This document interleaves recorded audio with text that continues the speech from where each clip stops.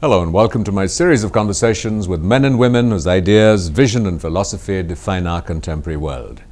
My guest today has been applauded, celebrated, awarded for her work in environment and political activism. She has brought a remarkable synthesis to these two endeavors in unique, dramatic, exciting and activist ways. Her attention has been focused, as has been her life, to issues of the environment, to the sustainable notions of development, and to the cultivation of democracy in her country, Kenya. In 2004, she was awarded the Nobel Peace Prize. I'm delighted to welcome Wangari Maathai. You have often paraphrased Mahatma Gandhi in his quotation that my life is my message, and you've said, don't ask me what I do, don't question me, just look at my life. And you have, in the personal struggles and journey of your life, some of which we hope this program will unravel, but for Gandhiji it was very much an internal process, his personal internal struggles for integrity, for truth, for purity, for what have you, which juxtapose with external action. What has been your inner journey? We read and we talk about the outer journey and all the wonderful things that you have done, but what has been the internal processes that have happened? You've been a Catholic, you studied at the Loreto institution, which we have plenty of here in India. You've always also been critical of the foreign priesthood as being somewhat unable or alien to the local cultures and hence not as effective as they should be. So after that long introduction, tell me, what has been that inner journey of yours? Well, thank you very, very much. It's great to be here in India, and I'm very, very grateful to especially the Indian Council of Culture for International Relations and the Rajiv Gandhi Foundation, which has brought me here to New Delhi. And I have been coming here for a long time. We've been waiting. Finally happy to be here. And I think that for most people, by the time we reach this age, you have walked a long path that starts when you are a young child, growing up as I did in the rural areas of Kenya, very pristine countryside with the clean water, beautiful soil, plenty of food, and then within a period of 20 years, something happens to the environment. And in the meantime, I have gone to school, I have studied biology, I have started to understand how ecological systems work. And I suddenly realized that the very benign, innocent journey that I have been traveling is a troubled journey. And that's when I started looking back how I grew up, the experiences of childhood, and what has happened to me in the process. And I translate my inward thoughts into a movement to try to encourage my people to heal the environment. And as they are healing the environment, I try to see if we can heal ourselves. The woods of colonialism, the woods of discrimination, the woods of oppression. But I do it by encouraging people to plant trees. Do you feel that in this process, this inner journey of growing up in this pristine environment and seeing that corrupted, in what ways were you changed? Did you begin to experience anger, and then you felt that like Gandhi, that he felt, how do I put it, despair at human suffering, and he was able to empathize with that because of his own suffering, because of his own processes, his own personal life. So there is a parallel that provides the impetus to external action, because so many of us see suffering, we see injustice, we see at one level many of the things that you talk about, but we don't find the energy, the motivation to do all the things that you do.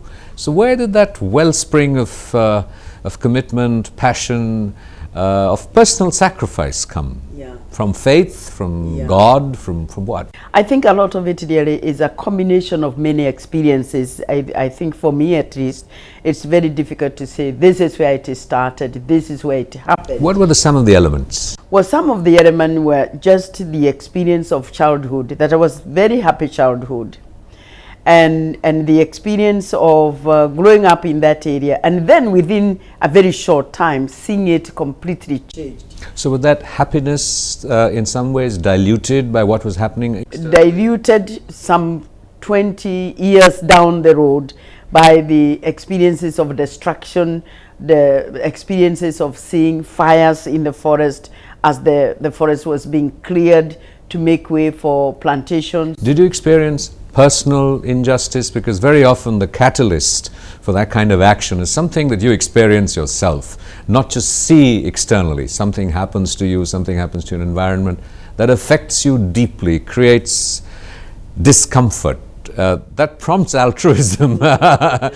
Yeah, sometimes that's what happens. And I think that for me, I can't say that I had a traumatic experience that opened my eyes, but definitely leaving my country, Kenya, in 1960 and going to the United States as a 20-year-old and experiencing the struggles and the tribulations of the civil rights movement in the United States, which was led by people like Martin Luther King, was for me an experience that helped me understand that the world is not as beautiful, as innocent, as glorious as I thought it was, because as I was growing up, I was moving towards what I thought would be a glorious life, because it was, I didn't see anything that would threaten my life. And then you confront discrimination in the United States, you experience oppression, you experience denial of basic human rights, denial of being treated as a human being simply because of the color of your skin. In a different way, your life is a glorious life because you have achieved so much and you have contributed so much to the sacred earth. What did you mean when you have often described the earth as sacred, and you have used biblical analogy to say that God created the environment and the earth from Monday to Friday and then just created man on Saturday. So we need to take the earth seriously.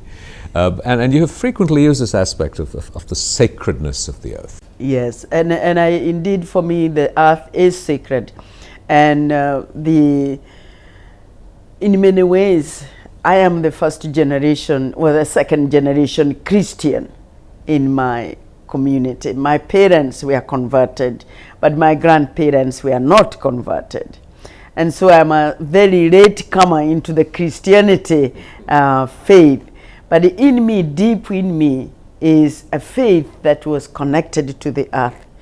I belong to a people who believed that the earth is sacred, that the dead don't go very far from us, they live with us, and in fact when the elders would offer sacrifices, they would give them a little bit of the food, a little bit of the drink, as if they are with us. They would talk to them, they would share their life.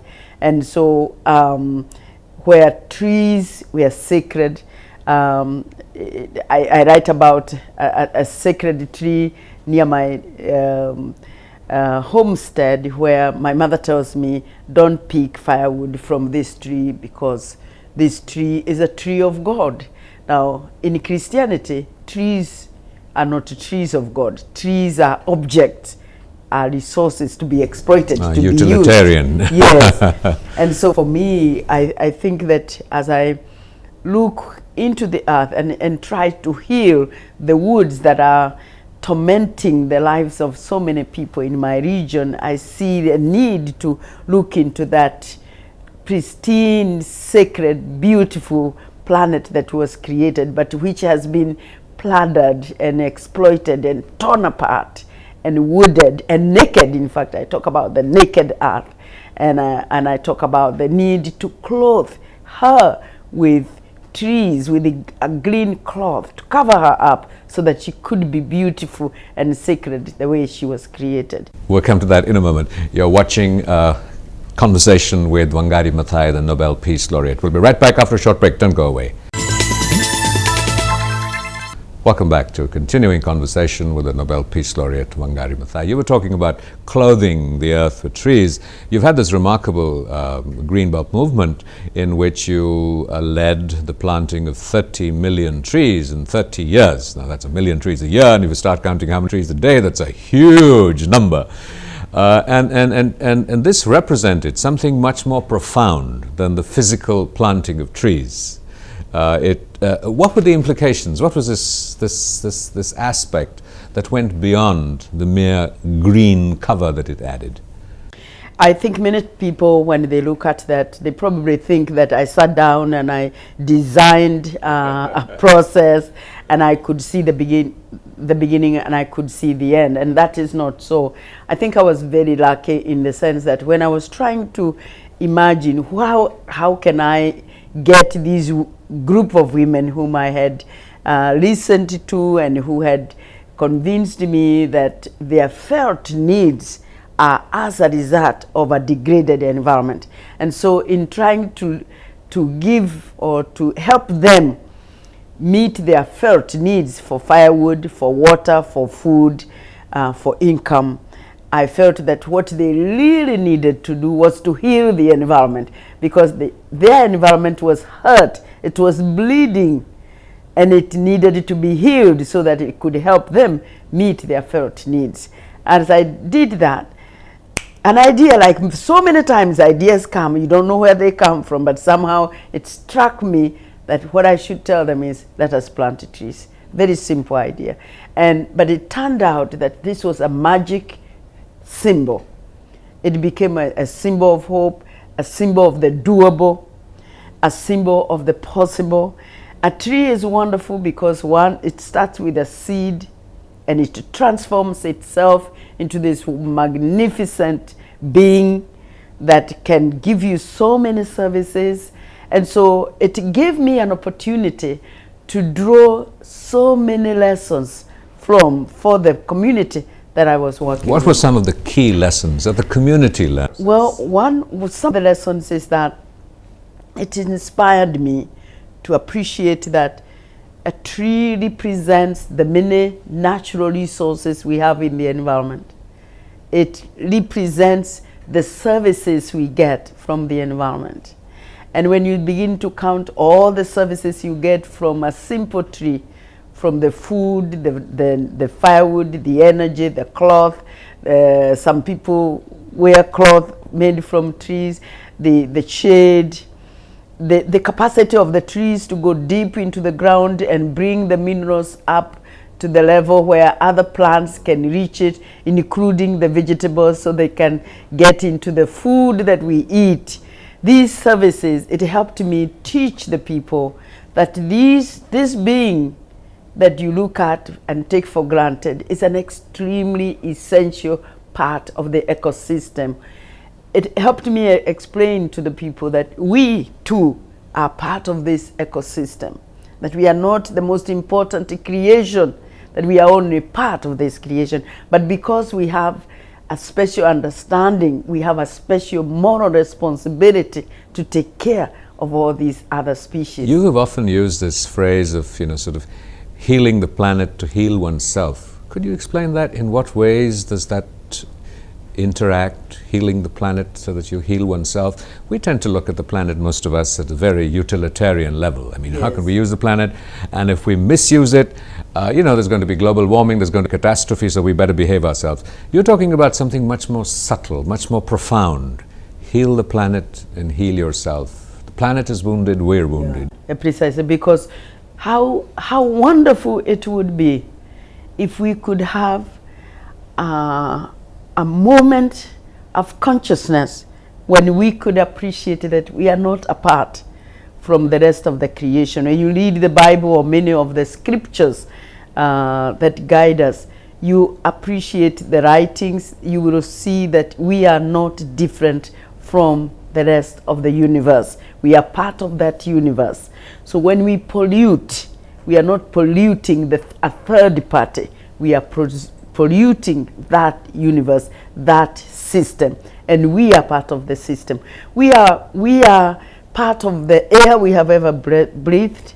We are part of any water we have ever drunk, food we have ever ate, and that is recycled many times. And so we are constantly being renewed by that system. So we are not apart. We are one. And so when you hurt any aspect of it, it's like if you were hurting any part of your body, you would feel it. You don't have to hurt the whole body for the body to say, I'm sick. But it's only one small part that is actually sick. And that's the way I see the system, that when we deforest, when we pollute, when you destroy the ozone layer, when we destroy the oceans and the animals in the oceans, we are killing ourselves. And indeed, many times we do get diseases that reflect the poison that we have thrown into the atmosphere, because it does come back to us. It's what we breathe, it's what we drink, it's what we eat. Yet the remarkable aspect of your commitment to the environment is that not only have you worked to heal the environment in ourselves, but you have established, and this is what the Nobel Peace Prize citation drew attention to, was the relationship between environment and peace in very significant and dramatic ways. In an age when we're all looking and obsessed with terrorism, something like this seems, fairly sort of subtle and remote. What is this relationship between healing the environment and creating peace in the world? And not just sort of the abstract spiritual kind of peace, but the cessation, in a sense, of conflict, of hatred that man has towards man, the sort of the elements of whether it's corporations or governments that want to exploit the environment. So there are many gross levels of exploitation, and you're bringing a very subtle concept into addressing those conflicts. And what I'm saying, and what was very clearly spoken by the Norwegian Nobel Committee in a way that nobody else could, because I had been talking about it for many years, but nobody listened to it as keenly as when the Nobel Committee mentioned it. And this is the fact that resources on this planet are limited. And because they are limited, we struggle for them, we scrabble for them. And also because we are a species that sometimes have tendencies to accumulate, to say, these are mine and I don't want anybody else to access, or these are ours and we don't want the others to access, we want to control. If you look at any conflict we have on this planet today, clearly you will see that there are conflicts over access and control of resources somewhere in the world. It may be water, it may be land, it may be minerals, it may be space. It is somehow because human beings is a species that likes to accumulate, that likes to control.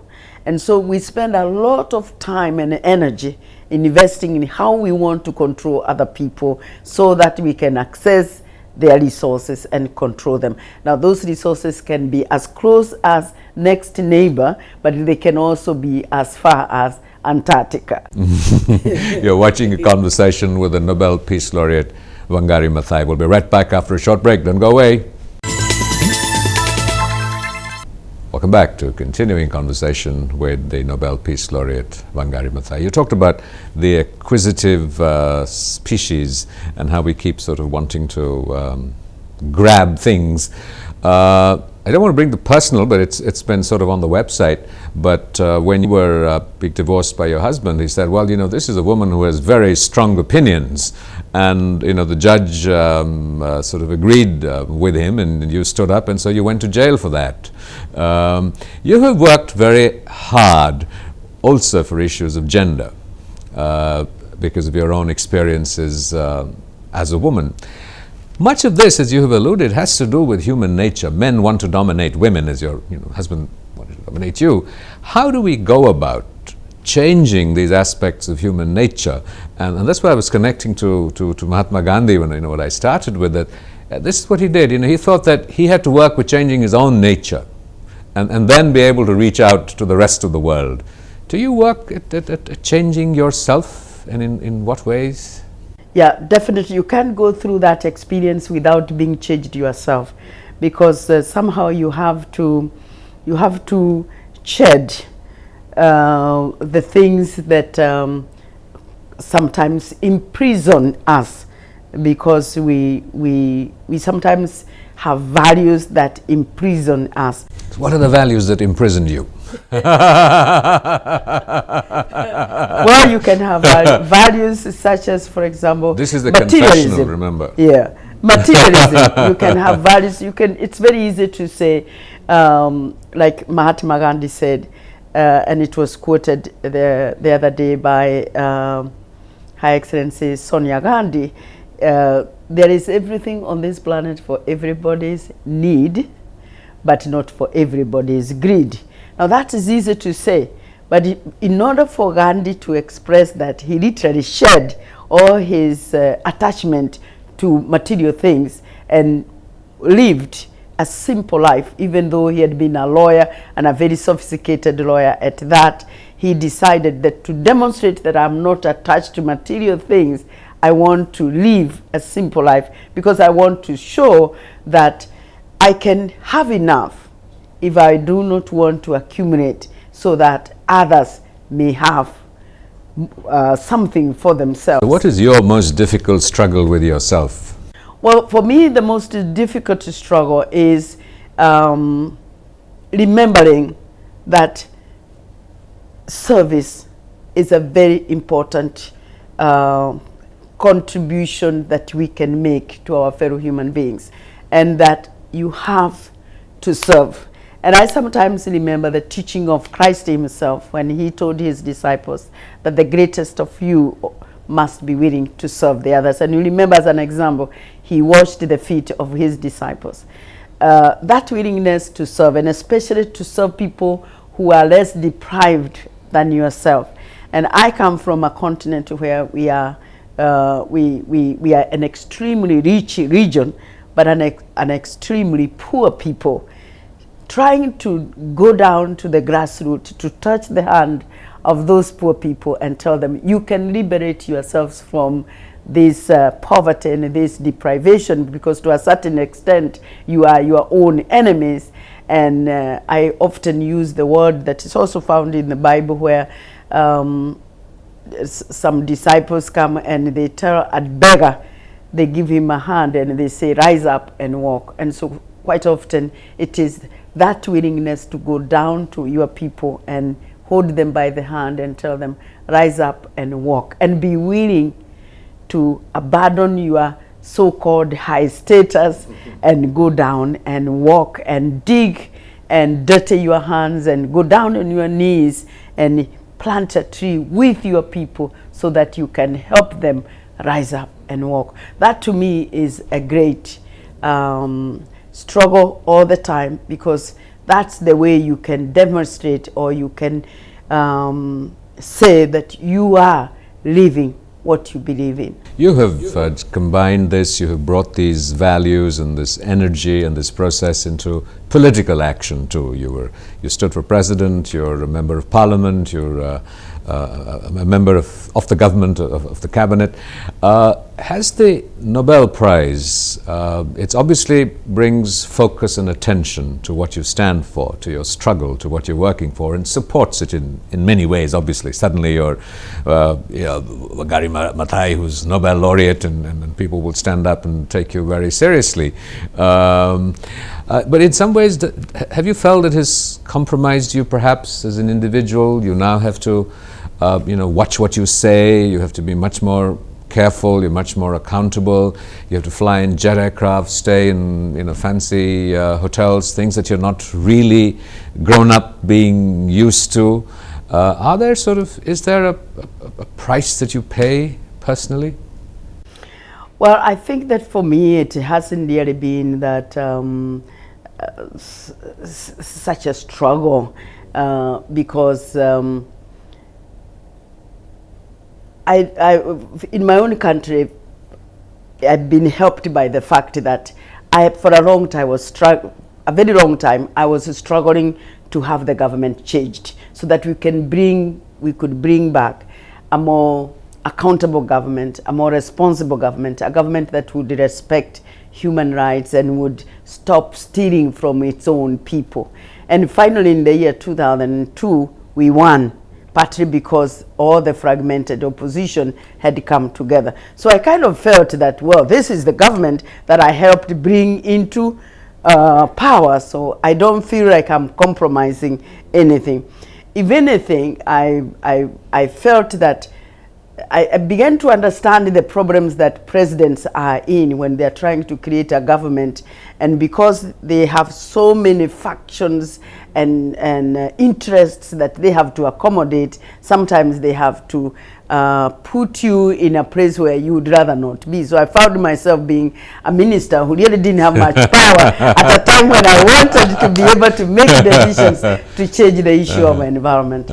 And when it comes to traveling, then yes, of course, sometimes you feel like, oh, do I really need to travel and spend so much time in the air and spend so much money traveling?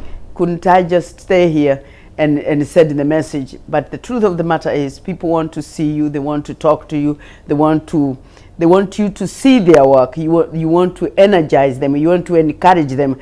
And especially because this was the first time that the issue of environment was recognized, and it was connected with the governance, human rights issues, peace issues. So there are so many people out there, so many groups, from kindergartens to college students to ministers, who want to come and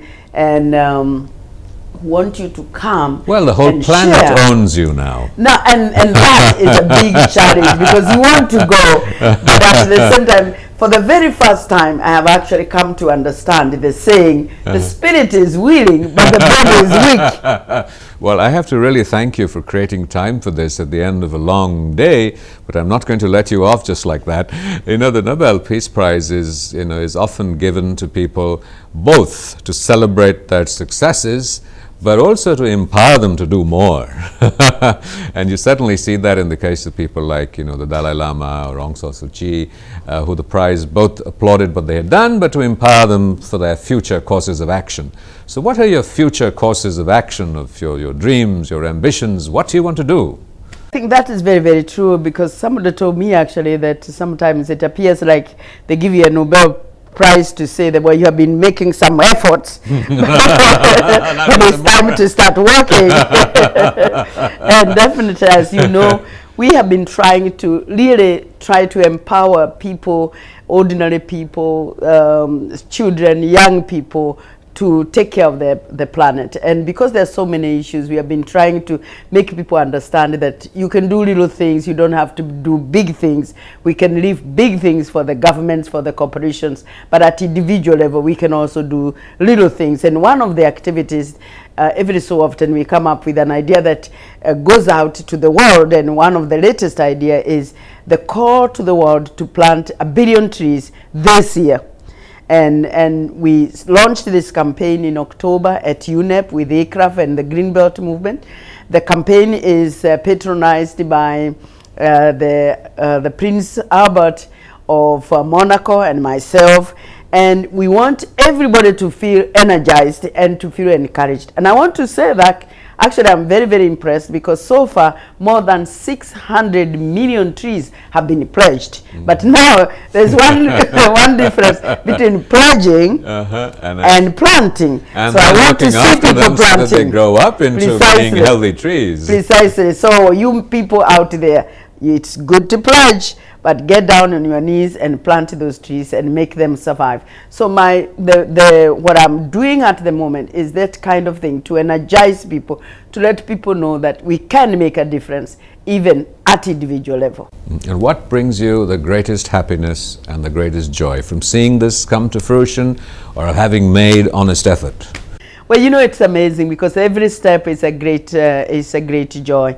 And whenever I see people who are interested in doing something, recently I was in Brunei and I saw the Borneo forest, and I was really impressed at the efforts that that small country is trying to do to convince the big neighbors, Indonesia, Malaysia, that it is very, very important for us to protect that forest. And it's a moment like that when you go into a forest like that and see the beauty of such a forest and see the animals and see the ecosystems there and know that there's somebody there powerful like the president or the prime minister or a minister of environment who is keen to protect. Those are moments of great joy for me. Wangari Maathai, thank you very much for bringing so much joy into our lives. You just radiate it. Thank you very much. This has been a great privilege and a great... Thank you.